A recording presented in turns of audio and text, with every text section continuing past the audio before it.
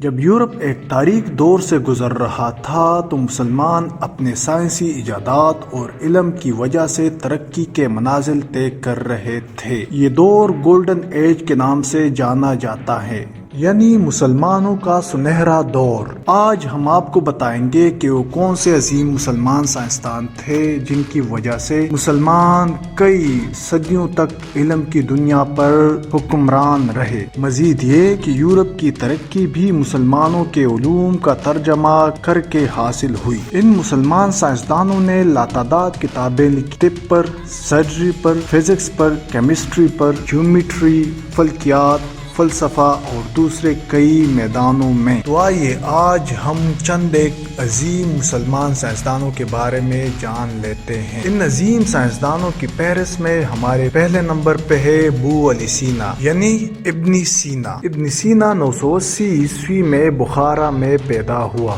جو موجودہ ازبکستان کا علاقہ ہے۔ یہ اسلامی دنیا کا ایک ممتاز طبیب اور فلاسفر تھا۔ ابو علی سینا کو مغرب میں ایفیسینا کے نام سے جانا جاتا ہے۔ اس نے 450 کتابیں لکھی، ان میں سے 150 فلسفہ پر اور 40 تصانیف میڈیسن پر ہیں۔ ان کی مشہور کتابوں میں کتاب شفا یابی، کتاب القانون، طبی انسائکلوپیڈیا اور طبی قوانین شامل ہیں۔ ابو علی سینا ایک مسلمان سائنسدان تھا، لیکن ان کی کتابیں 17ویں صدی تک یورپین یونیورسٹیز میں پڑھائی جاتی رہی۔ طب کے علاوہ ابو علی سینا نے فلکیات، کیمیا، جغرافیہ، ارضیات اور نفسیات پر بھی کام کیا۔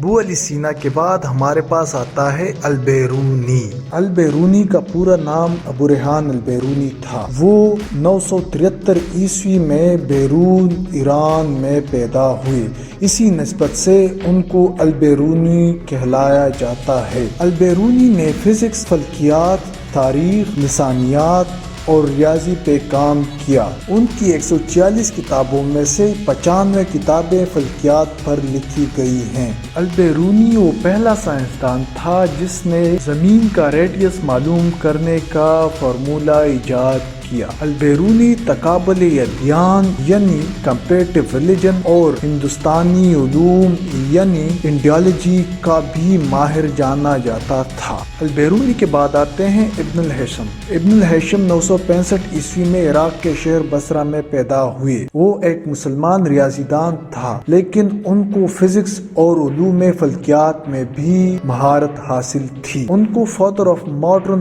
آپٹکس بھی کہا جاتا ہے۔ وہ پہلا سائنسدان تھا جس نے روشنی یعنی آپٹکس پر تجربات کیے۔ کتاب المناظر یعنی بک آف آپٹکس اس کی سب سے مشہور کتاب ہے۔ اس نے فلسفہ، مذہب اور فلکیات پر بھی کئی کتابیں لکھی۔ ابن الہیثم کے بعد ہمارے پاس چوتھے نمبر پہ موجود ہے ابن موسیٰ الخوارزمی۔ الخوارزمی 780 عیسوی میں سینٹرل ایشیا یعنی وسطی ایشیا کے علاقے خوارزم میں پیدا ہوئے۔ وہ ایک عظیم مسلمان ریاضی دان تھا جس نے الجبرا کو ایجاد کیا اور اسی طرح سے فادر آف الجبرا کا بھی خطاب پایا۔ اس نے سب سے پہلے لینئر اور کوارٹریٹک ایکویشن کا حل نکالا۔ الجبرا اور ریاضی کے علاوہ اس نے فلکیات اور جیوگرافی یعنی جغرافیہ پر بھی قابل قدر کام کیا۔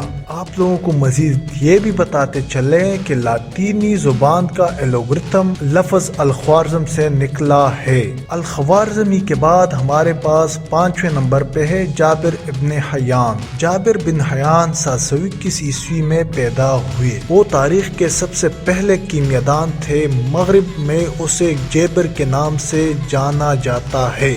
دنیا اسے بابائے کیمیا کے نام سے جانتی ہے۔ اس نے سلفیورک ایسڈ یعنی گندھک کا تیزاب ایجاد کیا۔ اس کے علاوہ اس نے کاربونیٹ، سلفائڈ اور الکوہل کو بھی تیار کیا۔ اس کی کتابیں یورپ کی یونیورسٹیز میں صدیوں تک پڑھائی جاتی رہی اور اس کے تجربات سے بہت زیادہ مستفید ہوئے۔